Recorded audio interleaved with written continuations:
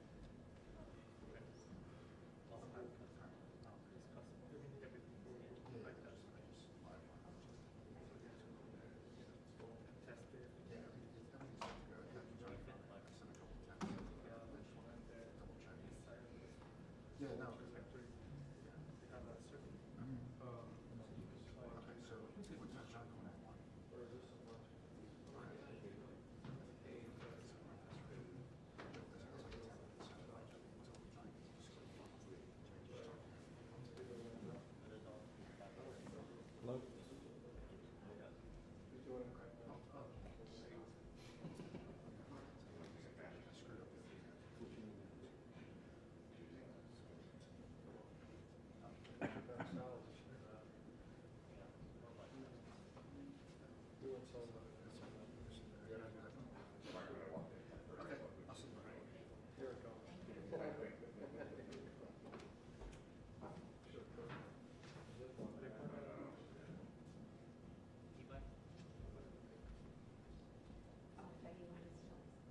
Did you see that goodbye, thank you from Chris Coleman? No? What? Yeah, there was one.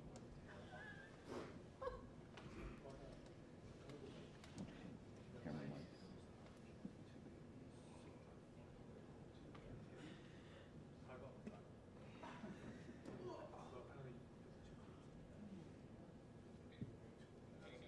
Yeah, who's this? Oh, here you go. I'll call you back in the event. Okay, thanks a lot. Okay, bye.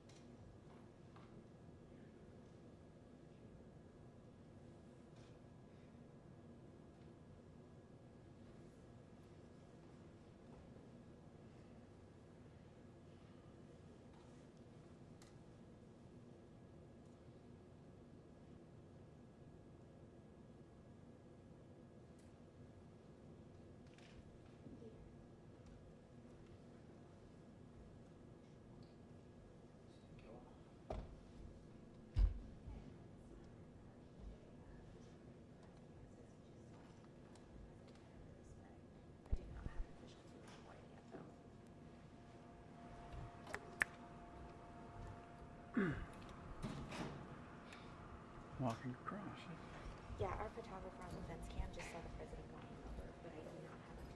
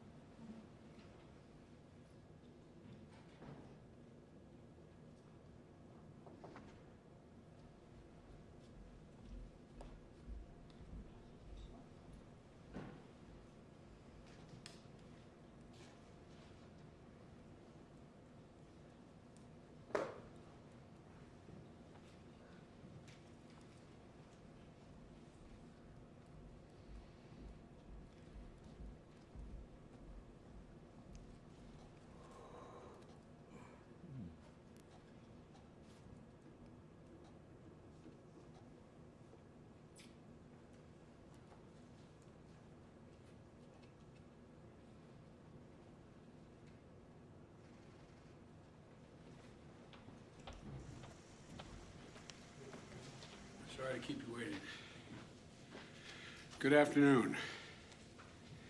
It's wonderful to see the holiday decorations here in the White House. Tomorrow I'm going to light the National Christmas tree to help kick off the holiday season. Whatever you celebrate, we're looking ahead to a brighter and happier December with an economy markedly stronger than it was last year. It's been a tough couple of years, but we've made incredible progress. And today, I'd like to speak about some of the steps we're taking to address challenges in the economy and how those actions are already starting to pay off for American families. First, however, I want to quickly reiterate what I spoke about on Monday concerning Omicron, the variant, and the steps we're taking to combat it. As I said, this new variant is a cause for concern, but not a cause for panic. We have the best vaccines in the world, the best medicines, the best scientists. We're learning more every single day, and we'll fight this variant with science and speed, not chaos and confusion. So let me repeat what the doctors and scientists have affirmed. The best protection against Omicron is getting a booster shot. Right now, about 135 million Americans are eligible for a booster, but only about 40 million have gotten one thus far. If you're over 18 years of age, you got vaccinated before June 1, go get your booster shot today. And if you're not vaccinated, now's the time to get vaccinated and take your children to get vaccinated. Every child over the age of 5 can get a safe, effective vaccination. Tomorrow, I'll be putting forward the next steps we'll be taking to fight COVID this winter, not with shutdowns or lockdowns, but with more widespread vaccinations, boosters, testing, and more. Now, onto the economy. If you watched the news recently, you might think the shelves in all our stores are empty across the country, that parents won't be able to get presents for their children on this holiday season. But here's the deal. For the vast majority of the country, that's not what's happening. Because of the actions the administration has taken in partnership with business and labor, retailers and grocery stores, freight movers and railroads, and those shelves are going to be stocked. And many have heard that the CEO of Walmart, who I met with this week, speaking about the steps we've taken. He said, and I quote, "The combination of private enterprise and government working together has been really successful all the way through the supply chain. There's been a lot of innovation," end of quote. Here's what the progress has looked like.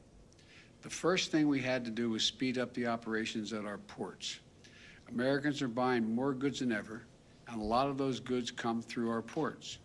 40% of the goods that come into the country on the West Coast come through 2 ports, Los Angeles and Long Beach. To help relieve congestion, I brought together labor and management and asked them to step up and cooperate more, to move forward in operating those ports, not 5 days a week, 40 hours a week, but 24 hours a day, 7 days a week, by adding more shifts at night and on the weekends. Then we had to make sure that people could transport those goods from the ports to stores and homes across the country.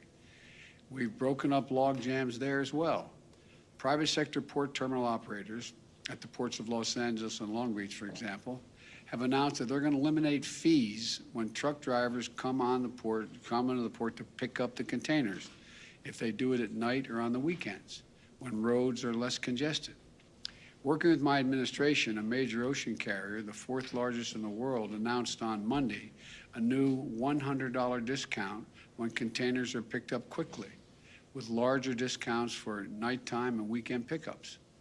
And we announced this week that we're extending through February extra flexibility that allows truckers to drive more hours when they're transporting critical goods like gas, food, and medical supplies. Paired with these important safety measures, all of them are going to help move goods more quickly and get products that people want onto the shelves all across the country. Over the last month, the number of containers left sitting on docks, blocking movement to those stores, was for over 8 days. Now it's down by 40%, which means they're heading to shelves and stores more quickly. That's an incredible success story. The ports of Los Angeles and Long Beach have moved 16% more containers so far this year than last year. By working with business and labor, my administration has been able to handle the huge surge in goods moving through some of our biggest ports. And that's translated into shelves across our country being well stocked. You don't have to take my word for it. On Monday, I convened a group of CEOs from some of the largest retailers and grocery stores in the nation, as well as companies who work with small businesses across America, including the CEO of Walmart, as I mentioned, along with Best Buy, CVS, Samsung, Mattel, Etsy, and QVC. My administration has been working with many of the CEOs and others to keep these goods moving through our supply chain to ensure the shelves are stocked heading into the holiday season. The CEOs I met with this week reported that their inventories are up, shelves are well stocked, and they're ready to meet the consumer demand for the holidays. The CEO of Etsy represents over 5 million small businesses and entrepreneurs. He told me, and I quote, "Our survey data says they are less concerned about supply chain challenges this year than they were last year," end of quote. I've also spoken with the CEOs of UPS and FedEx, which are on track to deliver more packages than ever. Now, I can't promise that every person will get every gift they want on time. Only Santa Claus can keep that promise. But there are items every year that sell out that are hard to find. Some of you moms and dads may remember Cabbage Patch Kids back in the 80s, or Beanie Babies in the 90s, or other toys that have run out at Christmas time in past years when there was no supply chain problem. But we're heading into a holiday season on very strong shape. It's not because of luck. We averted potential crisis by figuring out what needed to get fixed, and then we brought people together to do the hard work of fixing it. That's exactly what we're doing with the second concern I want to talk about today, prices. Here are a few things you should know. Just about every country in the world is grappling with higher prices right now as they recover from the pandemic. In the United Kingdom, price increases have hit a 10-year high. In Germany, a 28-year high. In Canada, price increases are the highest they've been since the 90s. This is a worldwide challenge, a natural byproduct of a world economy shut down by the pandemic as it comes back to life. Prices are still out of sync as the world comes back. But as we continue to overcome these obstacles, the more price pressures will ease. But I have not been content to sit back and wait.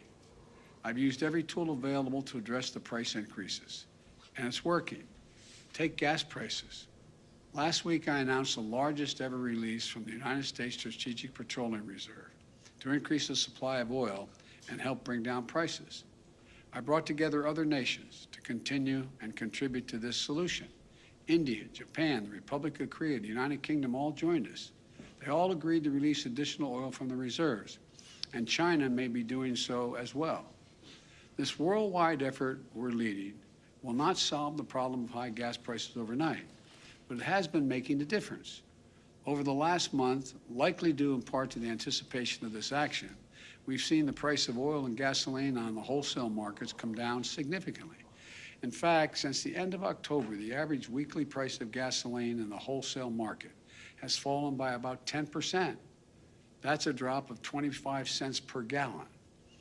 Those savings should reach the American people very soon, and it can't happen fast enough.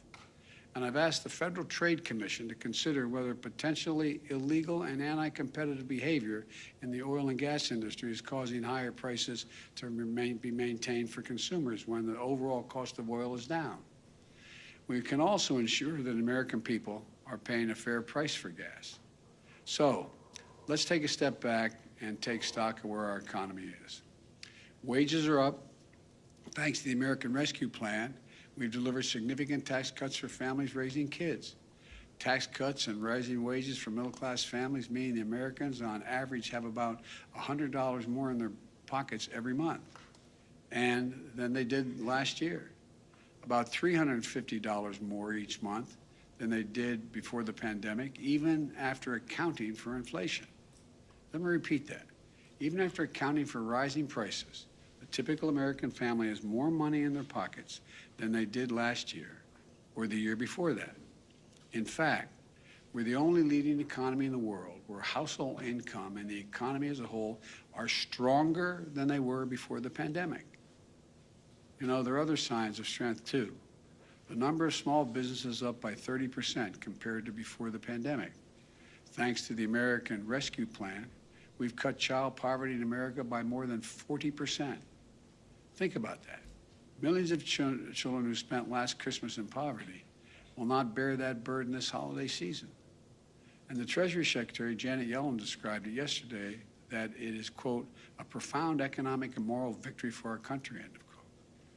Since I took office, we've had a record job creation, 5.6 million new jobs since January 20th of this year.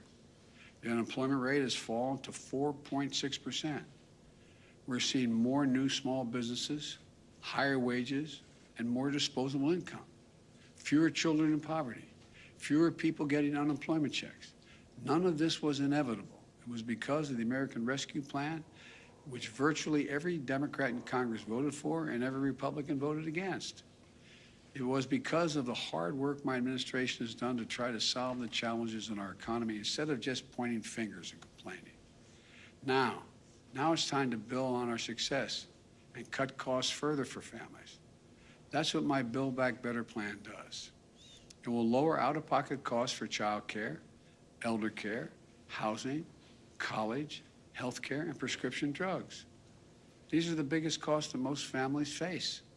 In fact, a new independent analysis released today showed that my Build Back Better plan would mean $7,400 in tax cuts and savings for the typical family with the typical family of 4 with 2 kids.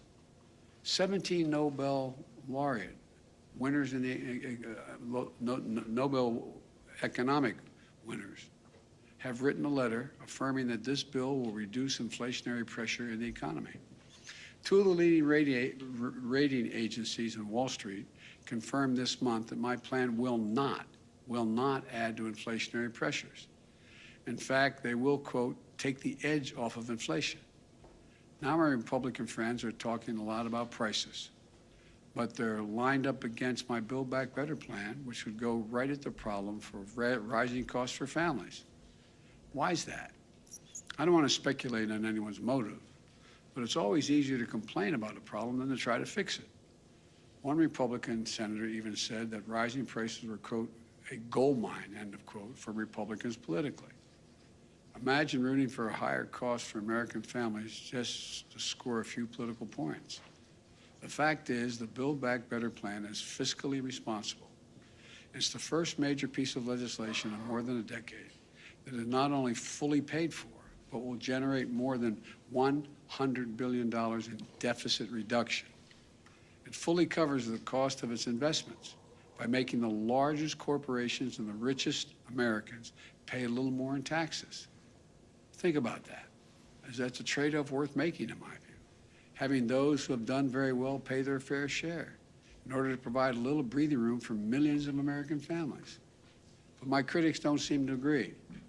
They have a lot of speeches about high prices, supply chain, and other challenges we're facing, but they don't offer any answers. So they're just doing the no vote. That's their plan, vote no. But what does that mean? What does a no vote mean on this bill? Not on cable news, not on Fox, not in the real world, in your life, around your kitchen table. Well, here's what it's going to mean. It means for millions of American families, this bill, the bills you're paying right now for daycare could be substantially lowered, capped at 7% of your income. But Republicans said no, pay more. It means the bills you're paying right now to take care of your elderly parent could have been lower, a lot lower. But Republicans said, no, don't vote for this bill, pay more. It means the cost of your prescription drugs could have been lower, a lot lower. Republicans think that those 200,000 children, for example, who need regular doses of insulin should continue to pay as much as $1,000 a month instead of $35 a month. Think of that. Not only affects the health of the child and the family, but imagine you're being a parent and not being able to afford $1,000 a month. Not only risks the health of your child, but it robs you of your dignity. The list goes on, but the point's the same. What I propose is a way to lower some of the most difficult costs families have to pay every month by asking big corporations 40 of the Fortune 500 companies paid zero in taxes, making $40 billion in the process. And the wealthiest Americans pay their fair share in taxes. Look, remember, we're in a situation, as far as Republicans are concerned, they'd rather the bills at your kitchen table be higher so the tax bills of corporate conference rooms and big mansions can be lower. In this case, let me tell you something. Nothing will be more expensive for American families than a no vote on the Build Back Better plan. I believe we simply can't afford to do nothing and wait and see what happens. In the moments we face today, that just isn't a responsible course. We live in uncertain times. Families are anxious about COVID, the economy, the cost of living. And the way to relieve that anxiety is with consistent, determined, focused action. I started my presidency with the American Rescue Plan. Now that law is carrying our nation forward on vaccinations, boosters, keeping our schools open, and so much more. I designed it as a year-long plan because I knew we'd have a lot of obstacles to overcome. Next, we passed the bipartisan infrastructure law because a lot of our infrastructure is crumbling. We have to prepare ourselves to compete and win the 21st century global economy. For most of the 20th century, we led the world by a significant margin because we invested in ourselves, not only in our roads and highways and bridges, but in our people and our families. We built the interstate highway system. We invested to win the space race. We were among the first to provide access to free education beginning back in the late 1800s. These decisions to invest in our country and our families were a major reason why we were able to lead the world for much of the last century. But somewhere along the way, we stopped investing in ourselves. America is still the largest economy in the world. We still have the most productive workers and the most innovative minds in the world. But we've risked losing our edge as a nation. Our infrastructure used to be the best in the world. Today, according to the World Economic Forum, we rank 13th. And we have to invest in our greatest asset as well, our people. For example, we used to lead the world in educational achievement. Now the Organization for Economic Cooperation and Development ranks America 35 out of 37 major countries when it comes to investing in early childhood education and care. We can't be competitive in the 21st century global economy if we continue to slide. One of the reasons I believe so firmly in this is because I know what this country can be. We've always been a nation of possibilities. We didn't become this nation we know by dreaming small. Throughout our history, we've emerged from crisis by investing in ourselves. During and after the Civil War, we built the Transcontinental Railroad, uniting America. During the Cold War, we built the interstate highway system, transforming the way Americans are able to live their lives. And now we'll build the economy for the 21st century. I truly believe that 50 years from now, when historians look back on this moment, they're going to say this was the beginning of the moment when America won the competition for the 21st century. I think that's what we're going to see happen, God willing. May God bless you all, and may God protect our troops. Thank you very much. Mr. President, what's the level of concern that the new variant will end up exacerbating the very issues on supply chains your team has been working on the last several months? Well, look, you know me, I'm an optimist. What we have seen so far does not guarantee that's the outcome. As a matter of fact, we're going to know in the next several weeks that just not only how transmissible the disease is, but how extensive it is, how dangerous it is, and what damage it does, and most importantly, whether the vaccines we have are capable of dealing with this virus, particularly if the boosters we're trying to get everyone to get. So I think the jury's still out. I think it's a little early to make that judgment. But am I concerned? Of course I am, until we get the final answers. I'll take a couple more questions. Yes. Mr. President, what is your reaction? The Supreme Court heard that abortion could be today, and the justices signaled that they are on the verge of major changes to abortion law in the United States. Do you have any plans to try to codify the law? What is your reaction to that? Well, first of all, I haven't. I didn't see any of the debate today, or the presentation today, and I support Roe v. Wade. I think it's a rational position to take. and I continue to support it. Mr. President, Thank you so much. There are a number of presidents, from Jimmy Carter to Richard Nixon, who really tried to impact inflation and supply chains and weren't able to largely do that. How confident are you that you have the tools and the power to do something about supply chains and help Americans find some relief? Because of what I've seen so far based on what we've done. This is the first time I've seen where labor and business is so ready to cooperate. Because they didn't go through a period of over 2 years almost, of the impacts of a terrible virus that has caused real damage to the world economy. So I think people are in a different state of mind than they may have been during the Carter years as well as the Nixon years. It's just a different world. Mr. President, quick question on testing requirements. Mark Meadows has written a book revealing that President Trump tested positive for COVID 3 days before your first debate. Do you think the former president put you at risk? I don't think about the former president. Mr. Thank you. President, whatever happened to your promise to shut down the Were you aware virus? that he tested positive? Sir, what testing requirements are you going to implement?